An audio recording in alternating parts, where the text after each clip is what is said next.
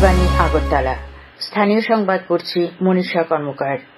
প্রধানমন্ত্রী নরেন্দ্র মোদী বলেছেন, উন্নত ভারতের জন্য নারী, যুবক, কৃষক এবং দরিদ্র মানুষের উন্নয়ন অপরিহার্য এবং সরকার বিকশিত ভারত সংকল্প যাত্রার মাধ্যমে প্রতিটি সুবিধাভোগীকে কল্যাণমূলক প্রকল্পের সুবিধা দেওয়ার জন্য সব ধরনের প্রচেষ্টা করছে। গতকাল বারাণসীতে প্রায় 20,000 কোটি টাকার 37টি উন্নয়ন প্রকল্পের সূচনা করার সময় তিনি একথা বলেন। জনসমাবেশে ভাষণ দিতে গিয়ে প্রধানমন্ত্রী বলেন, বিকশিত ভারত সংকল্প যাত্রা দেশে হাজার হাজার গ্রামে ও শহরে পৌঁছেছে এবং এখন বারাণসী সহ গোটা দেশ একটি উন্নত ভারত গড়তে প্রতিশ্রুতিবদ্ধ। প্রধানমন্ত্রী দিল্লি বন্দে ভারত এক্সপ্রেস ট্রেন, দৌহরিঘাট মাও মেমু ট্রেন সহ কয়েকটি ট্রেনের সূচনা করেন।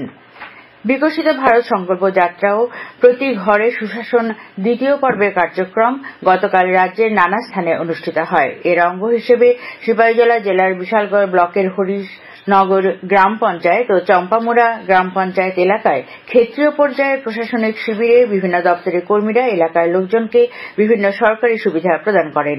দক্ষিণ জেলার রূপাইছড়ি ব্লকের কাঠারঝুড়ি এডিসি ভিলেজেও গতকাল বিকশিত ভারত সংকল্প যাত্রা ও সুশাসন কর্মসূচিতে বিকাশ মেলা অনুষ্ঠিত হয়।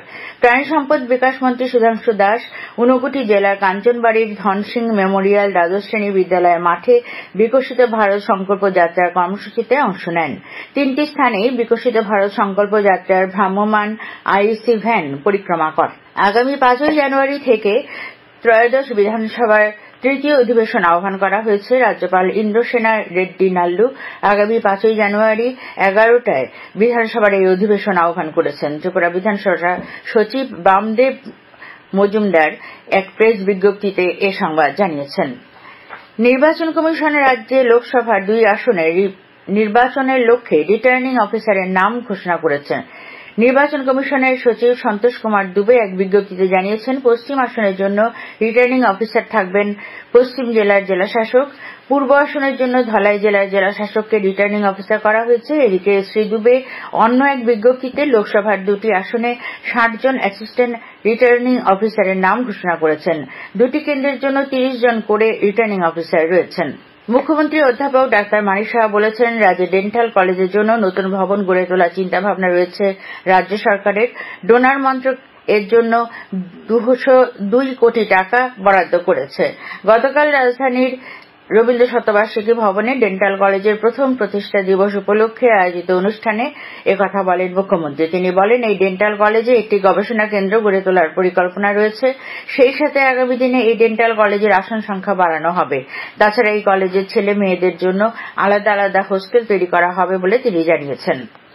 National integrated forum of artist and executive NIFA রাজ্য শাখার উদ্যোগে সর্বভারতীয় বহুভাষিক নাট্যোৎসব 23 ডিসেম্বর আগরতলা সুকান্ত একাডেমির অডিটোরিয়ামে শুরু হচ্ছে, চলবে 25 ডিসেম্বর পর্যন্ত। গতকাল প্রেস ক্লাবে সাংবাদিক সম্মেলনে এই কথা জানিয়েছেন নিফার সর্বভারতীয় সভাপতি অনিমেষ দেবরায়। তিনি বলেন, এই নাট্য উৎসবে দিল্লি, জামশেদপুর, পশ্চিমবঙ্গ, ঝাড়খণ্ড, ত্রিপুরার নাট্যদল অংশগ্রহণ করবে। সুকান্ত একাডেমি ছাড়াও নাটক মঞ্চস্থ হবে আগরতলার রবীন্দ্র শতবার্ষিকী ভবনে। পিছিয়ে দেওয়া হল পিলাক প্রত্ন পর্যটন উৎসবের দিন। 9 থেকে 11 জানুয়ারির বদলে 19 থেকে 21 জানুয়ারি হবে এই উৎসব।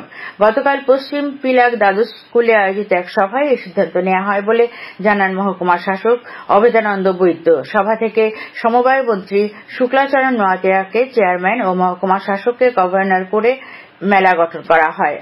ঊনকোটি জেলার পেচারথল থানা এলাকায় আজ গাঁজা বিরোধী অভিযানে সাফল্য পেয়েছে পুলিশ। কুমারঘাটায় এসডিপিও কমল দেববর্মার নেতৃত্বে পুলিশ ও 8ম ব্যাটালিয়নের টিএসআর গতকাল পেচারথল থানার অন্তর্গত রামঝুলা পাড়া বনাঞ্চলে প্রায় 8,000 পূর্ণ বিকশিত গাঁজা গাছ ধ্বংস করে। বনাঞ্চলের 8টি স্থানে এই অভিযান চালানো হয় বলে পুলিশ জানিয়েছে।